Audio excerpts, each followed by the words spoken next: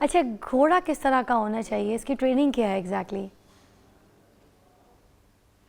Basically اگر نیزہ بازی کی بات کی جائے تو نیزہ بازی کے لیے ہم لوگ دیسی گھوڑے پریفر کرتے ہیں جن کو ٹرین ہی نیزہ بازی کے حساب سے کیا جاتا ہے. اچھا. اور اس میں 2-3 چیزیں امپورٹنٹ ہوتی ہیں. ایک گھوڑے کی اسپیڈ بہت امپورٹنٹ ہوتی ہے. ایک سب سے جو امپورٹنٹ چیز ہے میرے لحاظ سے دیٹ از کہ گھوڑے کو بالکل ایک اسٹریٹ لائن میں بھاگنا چاہیے, بیکاز آپ کا پیگ جہاں لگا ہے اگر گھوڑا اسٹریٹ لائن میں نہیں جائے گا then you won't be able to achieve your target. تو یہ 2-3 چیزیں ہیں جو بہت زیادہ امپورٹنٹ ہوتی ہیں. تو ہر رائڈر کا ایک فیوریٹ گھوڑا آبویسلی ہوتا ہے. جیسے میرا جو گھوڑا تھا جس میں میں نے نیزہ بازی سیکھی, جس پہ آئی پرفارم دی ٹرائلس, اس کا نام تھا دلبر اینڈ ہی پاسڈ اس کا اوے. کیا نام تھا؟ تو اس کے بعد سے I have been struggling to find Dilbar. اچھا, اور اس کی جو کوئی نسل ہے اب گھوڑوں کے نام, ہاں اس جی کی دیسی, نسل کوئی وہ اسپیشل ہوتی دیسی ہے؟ گھوڑا تھا. اچھا. ہاں جی, پاکستانی دیسی گھوڑے ہوتے ہیں جن کو بریڈ ہی اس حساب سے کیا جاتا ہے کہ ان کی جو اسٹرائڈ ہے, جو ان کی ساری بلٹ ہے, وہ اس گیم کے حساب سے سوٹیبل ہو. تو جیسے کو اگر یہ آپ پولو شوق کی کیسے بات کرتے پیدا ہیں ہو گیا تو دے کنزا؟ پریفر. اسکول میں ہارس شوق رائڈنگ مجھے سکھاتے تھے کہہ آپ کو سکتے پہلے؟ ہیں کہ اصل میں شوق مجھے میرے والد صاحب کی طرف سے آیا تھا, کیونکہ ان کی پوسٹنگ ہوئی تھی ان RBFC, جو کہ آرمی کا ایک چاہے یونٹ ہے جو کہ بریڈنگ کراتی ہے گھوڑوں کی اور ساری ٹریننگ کرتی ہے. اچھا. تو میرے پاس وہاں پہ اپنا گھوڑا ہوتا تھا. میرے فادر مجھے ساتھ لے کے جاتے تھے اور ان نے بیسکلی مجھے یہ شوق میرے اندر ڈالا.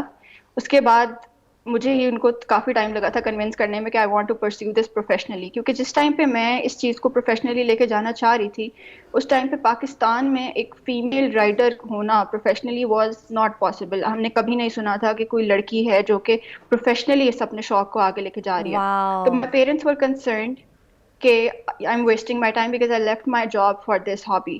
اس ٹائم تک was a mere hobby, but my mother supported me. میں روز ڈانٹ کھا کے جاتی تھی. میری مدر مجھے کہتی تھی کہ نہیں ڈونٹ گیو اپ, میں کہہ رہی ہوں تم جاؤ, میں سنبھال لوں گی.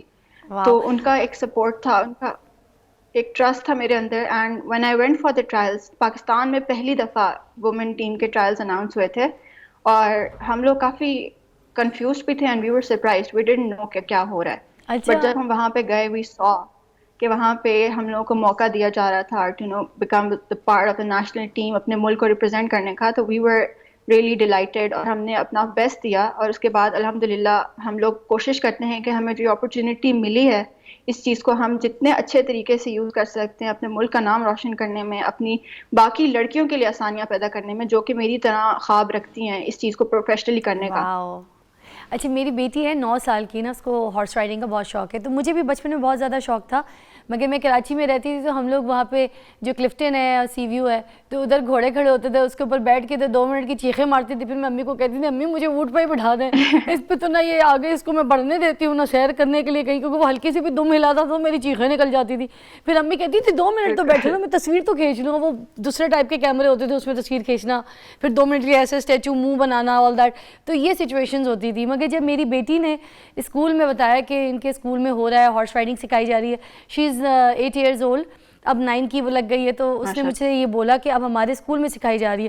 تو میرا سارا وہ جو بچپن تھا وہ ریکال ہو گیا کہ بھائی میں یہ چیزیں نہیں کر پائی تو میں کیوں نہ اپنی بیٹی کو کراؤں. تو میری ایک ہی بیٹی, میں نے اب اس کو ہارس رائڈنگ پہ لگایا ہوا ہے.